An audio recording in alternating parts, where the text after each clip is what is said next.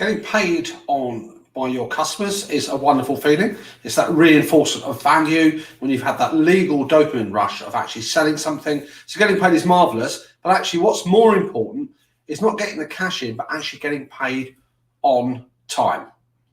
If you don't get paid in time, then you've got big consequences that's going to happen in your business. And the ultimate thing that will happen is say goodbye to your business. You will not be able to continue. Morning, folks. Hope you've all had a great week. My name is Mahmood. I'm an accountant by occupation and by training. I'm a business owner for over 25 years. And my main mission when I go on broadcast, when I write blogs, when I help my clients, when I help others as well, is to get your money mindset strengthened in your business, to enable you to get friendly with your numbers so you're not so scared of them, so you can use those for wonderful things to make money. And you shouldn't be ashamed of making money in your business. That's got to be a primary goal in your business to save you time and give you the life that you need to reward yourself personally. So again, I make no excuses and have no qualms about doing that on broadcast and news to make sure you as a business owner get the best out of your business. So what are we going to be talking about today? Well, before we dive deeper into today's topic, there's a bit of a clue coming on the screen. Just as a bit of a housekeeping exercise, if you're coming onto this broadcast not live, then you want to type in hashtag replay, add your comments, add your questions. I always address and answer those questions and comments that come up. It lets me know that you're out there. It lets me know that I'm not just talking to one man and his dog. Any questions, any issues that come up from this particular broadcast or other broadcasts, by all means, chuck them in the comments window and I'll address them ideally as we go through today. If not, I'll get back to them later on. If you're coming on live, thank you very much for joining me on this wonderful Saturday morning. I'm cocooned in my office with my sweatshirt, so it's a little bit cold out there. And for the next 25 minutes or so, I'm going to hopefully have your company while we go through this topic of getting paid. But more critically, it's not about just getting paid, it's getting paid on time. I've got my friend and business partner who has just joined us this morning. So good morning, Joe. Joe understands perfectly well about this topic that we're talking about, but it's great to have your company this morning.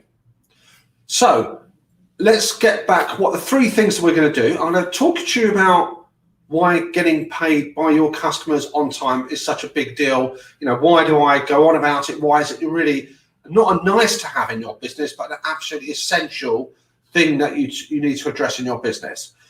Having gone through let's see why it's such a big deal, I want to then focus on a practical exposition, an overview about three things that you can take on board to actually get that relationship with your customers and getting paid on time to be strengthened. I summarize that as a CJ. It's a term, an acronym that you may have come across in marketing terms. This acronym, I've used it, and it represents what I call culture, technology and action. And I'll expand on what those three themes are again as this broadcast develops over the next 20 odd minutes. Let me emphasize first of all as to why, for me, not only is cash flow critical, but actually getting paid by your customers is absolutely vitally important. I've said this before, and by all means, if you want to check out some previous references, check out the previous podcasts, the websites, etc., bundles of stuff on cash flow. But ultimately, if we think about ourselves as a business, in an ideal universe, that when we do work for a customer or a client, we say before those goods leave the factory gate, before we distribute those goods to you, before we provide a service to you, we want that money in our bank account before we do anything. Now, that's an ideal situation. Ideally, when it comes to suppliers, those people who provide us the raw materials, their services, utility bills and all the like of it here, again, we typically need to make sure we've got enough cash that actually services that.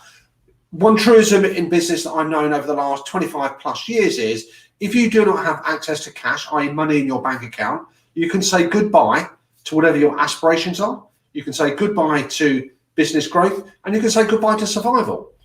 You can survive and prosper as a business if you're not making profits in the early stages, but if you don't have access to cash funding, it won't happen. And it's not untypical, by the way, that all businesses will go through a development phase, a life cycle, where in the early stages, there's not enough cash coming in. but there's more cash going out. So that's a pretty much a standard business model.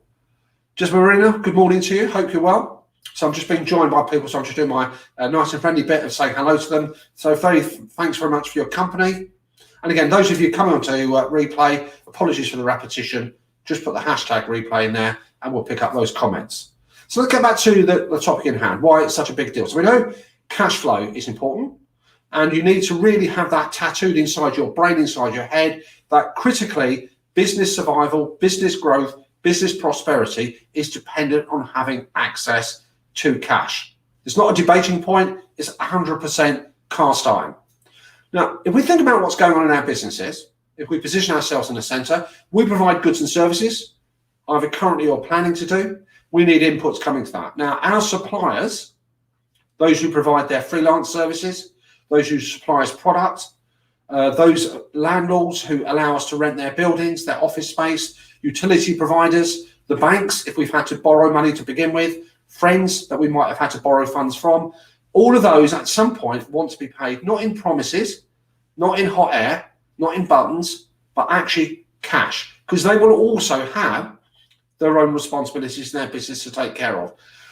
So for us, ultimately, the cash comes, or what it should do, predominantly is from your customers. It's your customers and your clients who provide that ongoing cash resource in order for you to pay those suppliers. Now, if we think about the tension, I've got a supplier that needs to be paid for the services or goods they provided to me. And I say, Mahmood, here's your invoice. This is what you bought from us. We need money from that. Consequently, if I can't pay that supplier, the supplier has the right and will typically say, oh, that's fine. We just won't supply you anymore. Not only will we stop supplying to you, that's going to have an impact on your ability to continue going forward. They might also seek to get some legal redress. They might pursue you through the courts. They might pursue you individually, depending on how that contractual relationship is. It's not something you want. If you're unable to pay your freelancers, if you're unable to pay your members of staff, again, they have their own business responsibilities to take care of, and they will just say, that's fine. If you're not paying us, we won't provide services to you anymore. And therefore, that's going to have a massive impact on your ability to operate. Obviously, there's always the legal issues that go on as well. Your banks, nice cuddly banks, they may have given you a loan facility. There may be monies that you've accessed that you need to pay back. If you don't keep up your repayments, then again, they will cancel that. They will call in the debt, and consequently legal action will follow. One small point to bear in mind, everybody. If you've funded your business by an overdraft facility, and having overdraft, by the way, is a perfectly natural, normal business practice. When I started my businesses 25 years ago plus, in the early stages, I had overdraft facilities to help me get through those times when I was waiting to get paid by customers. I still have access to overdraft facilities. Whether you use them or not is an irrelevance here. Overdrafts are what are called repayable on demand. So if your bank thinks that you're not actually good for your money, if they suspect that something is underneath going on, some troubles in your business, and you're not communicating it, they have the legal right, and I've seen it happen in practice, unfortunately, where they withdraw the overdraft facilities. It's repayable on demand. So literally on a Friday, you could have an overdraft facility and the banks could cancel it for the Monday morning. And once that's done, you've got some real tight bum clenching moments that you've got to deal with. So really, critically, it's the customers who pay for our business. It's the customers who pay us so we can pay everybody else here. So really, I can't overstress the importance of that customer collection. Now, it's not just the customer collection, it's actually getting paid on time based on when we said we would agreed with the customer when we get paid. Now, before we dive into this even deeper, by the way, I will point out that in terms of, as I'm having a conversation with you, as I'm going through what we're talking about today, I myself have made bad decisions. I myself have actually not ignored, or so I have ignored or not taken on board the advice I'm going to talk to you about now, and I've suffered consequently. It happened when I first started in business 25 years ago, and it happens every now and again. More recently, again, I ignored the advice that's going on for a number of reasons, took my eye off the prize, took my eye off the ball, and suffered consequently. My business is still here because it's much stronger. So it does happen to all of us, and anybody who has an issue with customers not getting not paying them on time is probably either extremely lucky or slightly fibbing to you as well. So it happens to the best of us. Now, what I want to dive deeper into, here's the 3 building blocks for me. Number 1, it starts with what I call your culture. Now, it could be your own business culture, it could be your attitude, but for me, it's actually your mindset. What is your attitude towards money, having those conversations with people when it comes to money? Businesses are, generally speaking, quite bad, by the way, very uncomfortable in having those conversations which involve financial transactions with their customers in particular. It could be the business is quite small. It could be the business has formed a personal relationship with that customer. When I say the business, ultimately it's you as the business owner. And it could be that, yes, you want to be good, positive. Yes, you want to have an amicable business relationship with somebody. Yes, you want to enjoy what you're doing. But sometimes the lines can get blurred and we feel quite uncomfortable in saying to somebody, oh, by the way, your bill is late. By the way, you haven't paid us. And therefore it becomes very difficult to have those, what I call robust conversations. When you run a business, your mindset has got to be, it's not about being nasty, it's not about being horrible, but it's being about firm, it's being assertive. And when you provide facilities to somebody, or you provide goods and services and you allow them to pay you after a period of time, you need to make sure you've got the right culture and the right attitude for how you define that. So typically it would be, you make sure that you express what your terms and conditions are at the outset. Typically it would involve, in my experience and opinion, of having some form of agreement. It's amazing how many business relationships commence and start, but there's no actual agreement or formality behind that business relationship. Now, I'm not talking writing a document that's akin to War and Peace, but I'm saying something that sets out what your terms of business are, i.e., how long will you give that customer to pay their bill? What's the consequence potentially? What you've defined as what you're offering for them. When we talk about action later on, I'll share with you some of the common excuses, reasons, etc., that customers give to people when they're late paying their bills. So if you've got certainty at the outset, so you know what you're going to be delivering, you know what you're going to be providing, you know what those terms of business are, you know how much time you've given them, then that really puts you on a good, strong footing. It's a business relationship. It's not a best mates relationship that you're doing. It's great if you like the relationship with the customer, but fundamentally, your business relationship is just that. It's a business, and you need to focus on that predominantly. And again, it's not about having those bad attributes of being horrible, being mean. That's a definite no-no. But it's about being positive and assertive in your own skin and being comfortable. So have the right attitude. So make sure you've got formality. Make sure you're comfortable when it comes to it for having those conversations with clients from the outset. And when they're late, when you come to that action. Just a couple of tips for you, by the way. If you find yourself in a position where you're quite uncomfortable talking to people about money, if you find it uncomfortable to chase customers up for money that's owed to you because you feel it may damage that business relationship, which is perfectly understandable. I've experienced that myself. Luckily for me, I have a credit control section now where largely, I will get involved sometimes, but largely that responsibility is allocated, that's not the right word, is it? Allocated and delegated to that team there as well. Obviously, I will get involved, but effectively, I don't blur the lines and get involved. So you've got to have that consistency. Now, if you aren't at that situation where you can afford to outsource or have internal resources to manage your customer collection, here's a couple of tips for you. Number one, when you set up your emails, whatever your domain name is, I would probably suggest that you have a separate one and you add something like accounts at XYZ. So for me, for my business name, Proactive Resolutions, I would, if I was a solopreneur or somebody who doesn't want to invest in having a separate credit control function, you just have something like accounts at Proactive Resolutions. What that does psychologically, it separates you from the business owner. If it's you, one of the same, and you're chasing it up, a good little tip I share with all clients here, obviously don't quote me on it, you can if you want, is I always say, put it down to the accountant who's told you to do things differently. So if you decide that you've been quite lax, you've been quite relaxed, you've not really been chasing up customers, but you know it's putting a strain on your finances, so you're going to up your game there, then when you start introducing new systems, when you start introducing new formality, when you start introducing what I call a proper business attitude to it, having the right approach to it, then you could just blame it on the accountant and said, my accountant told me it's got to be like this. And therefore, most people in my experience will separate that out and say, fine, that's what we expect anyhow. So have the right mindset, because giving credit is a massive risk. The risk is you won't get paid by that customer.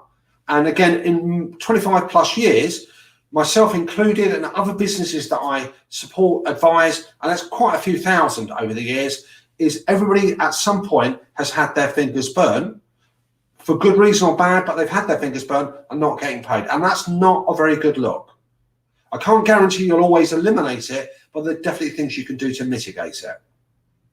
Now, to help us on the next phase, let's talk about technology and the way it can be a good friend to you in your business activity, and more particularly in the area of collecting money from customers and being involved in that customer journey when it comes out to telling a customer what they owe you.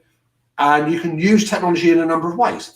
And by technology here, by the way, I'm going to comment briefly on what I call cloud and digital accounting. And in my opinion, for what it's worth, which is hopefully quite a bit, is if you run a business, absolutely critical, doesn't matter what size you are, whether you're acorn size, aspirational, whatever, you need to have a mindset that invests in systems in your business. Visualize as your business grows. You might then think, oh, let me get the systems in now. For me, build the systems, build the processes, build the type of entity that you want with the if you want the engine at the heart of it that helps you manage, control, and drive your business forward. And for me, one of the key things is to invest in what I call cloud accounting.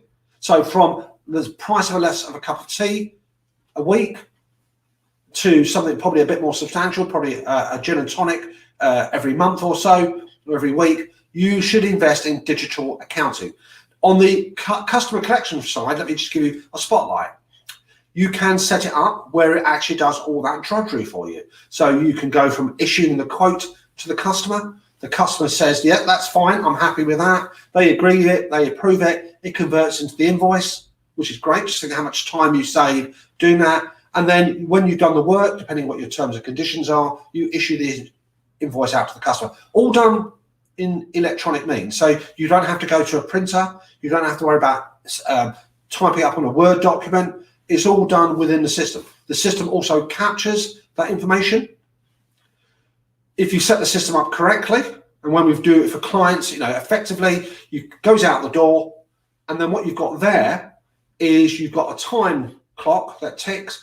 If you look at your system correctly, you look at it once a week, the system will tell you who owes you money, how late those bills are. The system can help you set reminders. The system can effectively chuck things out the door, send statements, set reminders. And all that automation productivity saves you time.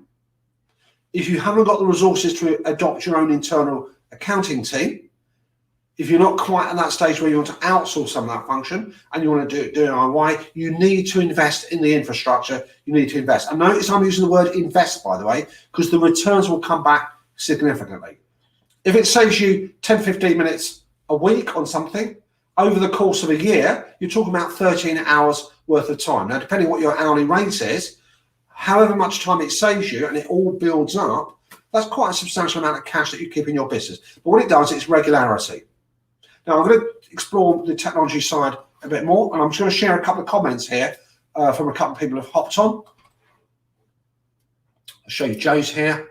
Now, obviously, I'm not reselling particular software. If you ask me, do I have a personal preference for a software platform? Purely from user friendliness, from intuitive, from corrections, there are hundreds of packages out there. The one that I personally speaking gravitate towards, even though there are wonderful packages elsewhere, is Xero. Now, Xero is an example of a software application, a digital cloud system that effectively, and as Joe sees there dramatically, it's incredible, it's efficiency, and efficiency equals time saved. Time saved equals more money in your bank account. It's the time. So instead of, when I first started many years ago, when I would type up invoices, I won't tell you the systems, it gives my age away, but you type up the invoice, you put it on a Word document, you send it out. Think of how much time that takes to do that. Now here, you can cut that time down dramatically and it's out the door. It improves cash flow management. Absolutely, I fully 100% agree there, Joe. What I found when I use it in my own businesses is that we have accelerated the collection, the cash coming in. We've cut down on the time it takes to wait for that. And you know, the great thing is, not necessarily my phone, but this little device here, your little mini pocket computer, can be used to operate your accounting system, believe it or not. Because this is nowadays a very powerful tool. This model's a bit rubbish, by the way, but it's still good. So you can actually do all this through the comfort of your dining chair, sitting on a beach, and you can issue invoices through an app. So for that, it's a no-brainer. I'm going to share another comment there from Richard. Also reminds, absolutely brilliant. And I seem to remember, Richard, we had a conversation a long time ago when we were talking about this topic. And for example, in the system that Richard is using, again, you've got the ability to say, actually, if these invoice is X number of days late, I would normally recommend straight away. Then it sends out a reminder to the customer, and you can use your own messaging. So you know, it might have a standard message in there, but you know, use your own voice. And you know, something along the lines of, okay, according to our records, your invoice doesn't seem to have been paid, or is everything okay? Whatever message you would normally use face to face, you can put that in there, and it sends it out, and it goes into somebody's inbox. And I think, and remember, sometimes, thanks for that, Richard. That was a perfect piece of advice there. Also, reminders. Remember, customers who don't pay you on time, it's not always for bad motivation. It's not always because they're being a bit nasty, a bit scummy. It could be they've just forgotten. You think about your own email boxes and how many emails you must get every day. Well, all of us would love to think we're perfectly organized automatons, we're robots, we have all these things coming in and we remember, but it doesn't, it slips you by. You think about what you're juggling each day. So having a reminder, thinks, I forgot to do X, Y, and Z. So that is a great way of doing it. Send out statements.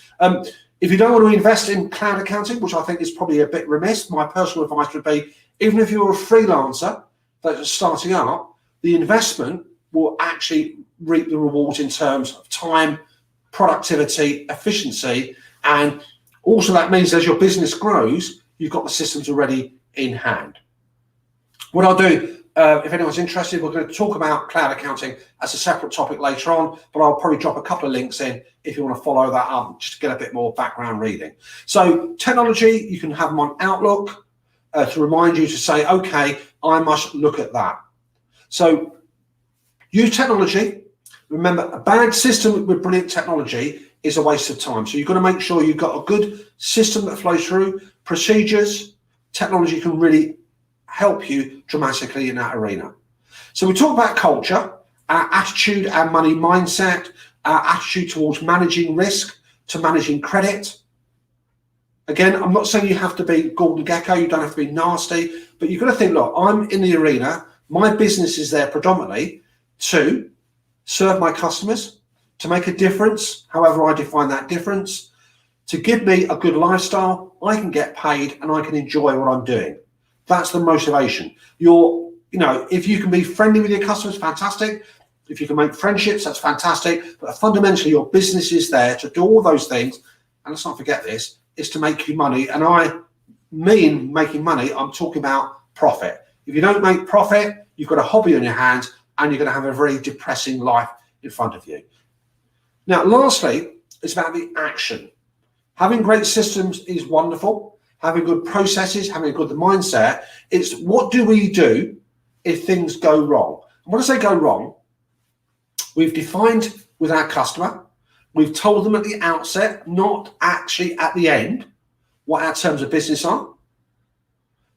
Part of the culture also is about making sure that we know who the invoices go out to. So all that due diligence, all that stuff is done. What do you do if they don't actually pay you on time? What do you do as a consequence? Now, things that you shouldn't do. Do not be passive. Do not hide under the duvet. Do not go, la, la, la, la, I'm not listening. If you take that attitude, then effectively that's the wrong attitude for your business. You need to deal with it. And when I say confront it, I'm not saying about being angry, because there could be good reasons why they're late. I'm not saying about being nasty, because you could ruin that customer relationship, but it's actually being certain and it's being affirmative there as well. And what you need to do is to think in terms of, if the customer is late, is I must follow that up somehow. Now, a lot of people might feel comfortable just with sending out an email. That's fine. And remember, you've got email box flooding. That might be an option. You could just pick up the phone and say, look, again, use whatever your friendly business tone is. Money doesn't need to arrive. Is everything cool? Is everything okay? Blah, blah, blah. Any ideas when we're going to get paid? Or maybe move it to more assertive, when are we going to get paid? Remember, adapt your tone because there could be a good reason. They could say, oh, we never got the invoice. Okay, it's possible. They could say, actually, we've got an issue with the invoice, or we've got financial problems, or whatever reason they're giving you determines what you do next. In terms of the not getting the invoice, I'm going to give you a tip in a moment or two about what you do to mitigate that effect actually happening. So effectively, if they don't do something, you've got to have an idea in your own mind what you call your 2 to 3 stages before it goes all nuclear. Nuclear is basically where the customer relationship is broken down and you're then talking about recovery action. Hopefully that doesn't come to that stage, and hopefully you can solve that problem. Now, depending on what the customer is saying, if you encourage a client to have conversations with your customers that says, okay, if there's a problem, let us know. If they say, I've got a cash flow problem, I've got problems, then what you've got to do is think, okay, I've delivered the goods and the services, I've done the work for you. It's unfortunate that I have to chase you for it, but okay, we've had that conversation, you've got problems paying because you've got cash flow problems, let's come up with an agreement. And what we do, just like HMRC do, like any government agency does, any big corporate entity does, it comes up with what's called a payment plan. And it will say, okay, what's your thoughts then?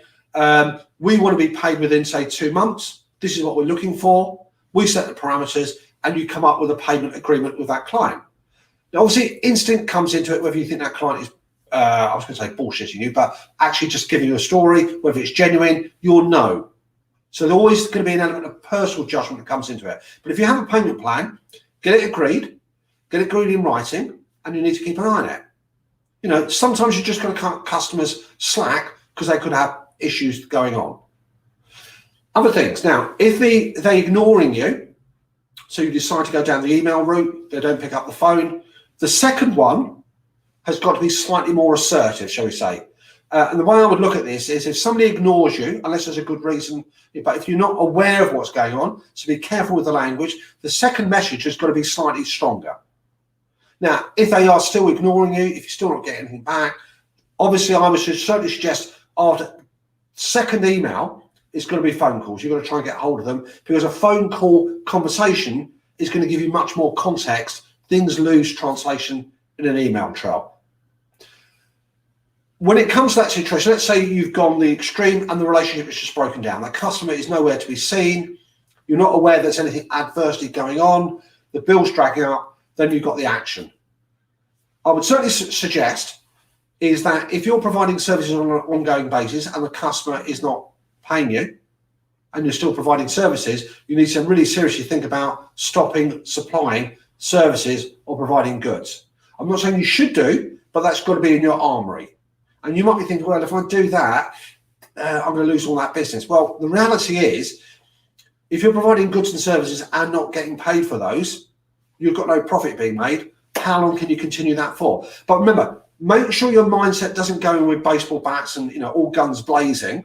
But you've got to be, again, in your terms and conditions, it could be, if you're unable to pay, blah, blah, blah, we reserve the right to stop supplying you. If that happens, you've got that in your armory. Now, let's assume the worst case scenario, all that happens and the customer's still not playing ball, they're still not going to pay you, and you think, actually, there's some reasons here. You need to act quickly because, and this is from recent experience, I took my eye off the ball. I let my personal judgment, which was, because the guy was quite a chance, I'm not going to give you the names and details, but I actually took my eye off the ball. I got, my credit control department got quite upset with me, by the way, rightly so, because I overrode them, said, no, that's fine, we'll carry on working. And I effectively, for whatever reason, stupidly, probably, ignored that advice. And I ended up, the customer did a runner. The customer basically was lying. They did a runner and I got my fingers burnt for about 5 figures. Now, again, I'm in a much stronger position now, but that could have been a situation that could have, I'm not saying it was a walk in the park, by the way, it wasn't. But that's where I suffered that. So I know clearly from experience that if you've got a system, you've got to stick to it. And if you're the owner of that business and somebody else is doing that for you, don't intervene. Let the credit control department have that responsibility. Let them have the authority. Let them make those judgment calls. Obviously, if it's something really quite serious, you get involved. So you're going to have a hands-off relationship with that. I've just been let off the naughty step now. But again, I typically in my business don't normally get involved because it's not because it's not my department, but because I could actually make it even worse. So I'm staying away from that.